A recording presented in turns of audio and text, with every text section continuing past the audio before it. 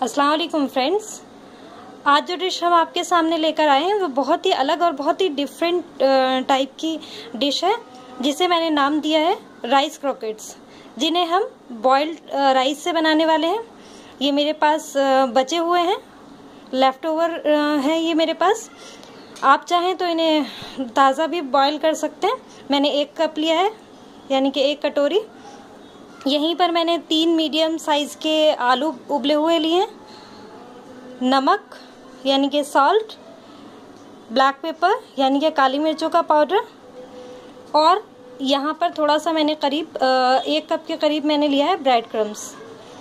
और यहीं पर हमने स्टफ़ करने के लिए 1 मीडियम साइज़ का प्याज छोटा छोटा बारीक बारीक हमने काट लिया है। 3 हरी मिर्चें मैंने बारीक काटी हैं, हरा धनिया बारीक काट लिया और थोड़ा सा चीज़ ग्रेट कर लिया है। तो अब हम इसे तैयार कर लेते हैं। स्टफ़ जो हमारे राइस क्रोकेट्स हैं हम उन्हें तैयार कर लेते हैं। सबसे पहले मैं यहाँ पर एक बर्तन में सारे चावल हम ऐड कर लेंगे। यहीं पर मैं आलू मिला देने वाली हूँ। आलू मैं पहले ही मैश कर चुकी थी, थोड़ा और हम इसे बारीकी से मैश कर लेंगे। यहीं पर मैंने ब्रेड क्रम्स ऐड कर लिए, ब्लैक पेपर और नमक हम थोड़ा कम ही डालेंगे क्योंकि चीज़ में भी नमक होता है और हम बीच में स्टफिंग करने वाले हैं चीज़ की और कुछ मसालों की। तो अब हम इसे अच्छी तरह मिक्स कर लेंगे। यहाँ पर आप देख रहे हैं कि सीजनिंग के लिए मैंने सिर्फ नमक और काली मिर्च का ही इस्तेमाल किया है। तो मैं इसे अच्छी तरह मिक्स कर लेती हूँ। देखिए यहाँ हम मैश कर चुके हैं, अच्छा सा डो ये हमने तैयार कर दिया है।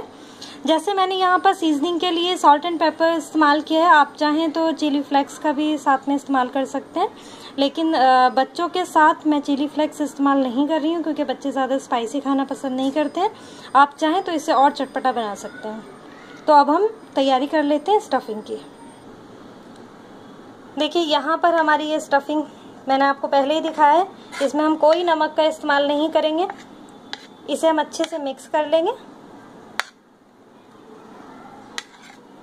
नमक का इस्तेमाल ना करने की वजह मैं पहले भी आपको बता चुकी हूँ और दोबारा मैं रिपीट कर देती हूँ। ये चीज़ में पहले ही नमक होता है और हमने डो में भी थोड़ा हल्का ही नमक रखा है क्योंकि जब चीज़ मेल्ट होगी तो इसका नमक भी डो के अंदर जाएगा। तो अब हम ये मिक्स कर चुके हैं। अब हम बना लेते हैं क्रोकेट्स और उसमें स्टफ़ कर देते हैं ये मसाला। देखिए छोटा सा मैंने डो में से ये टुकड़ा लिया है, थोड़ा सा निकाला है मैंने ये। अब इसको मैंने इस तरह से अपनी पाम पर फैला लिया है। यहीं पर मैं ये स्टफिंग रखने वाली हूँ। देखिए ये मैंने रख दिया है। अब इसे हम चारों तरफ से फोल्ड करके एक गोले की शेप में ले लेंगे। देखिए यहाँ पर ये हमने बॉल तैयार कर ली है। इसी तरह मैं सब तैयार करके रख लूँगी। देखिए यहाँ पर हम सारी ही बॉल्स बनाकर रख चुके हैं। आप चाहें तो कोई और शेप भी दे सकते हैं, सिलेंडर शेप में भी बना सकते हैं, ओवल में भी बना सकते हैं, पर मैंने यहाँ पर राउंड शेप में बनाया है। तो अब हम इन्हें फ्राई कर लेते हैं। दूसरी तरफ मैंने ऑयल गर्म होने रख दिया है। देखिए ऑयल यहाँ पर गर्म हो चुका है और अब हम यहाँ पर फ्राई कर लेते हैं इन बॉल्स को। एक टाइम में सिर्फ 2-3 ही डालें।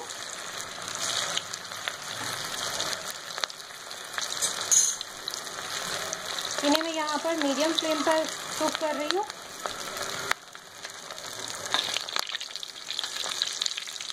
हल्के से इन्हें पलट लें, अच्छी तरह फ्राई करें।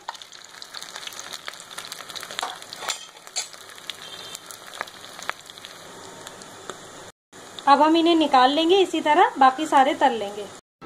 लीजिए जनाब, तैयार है राइस क्रोकेट्स।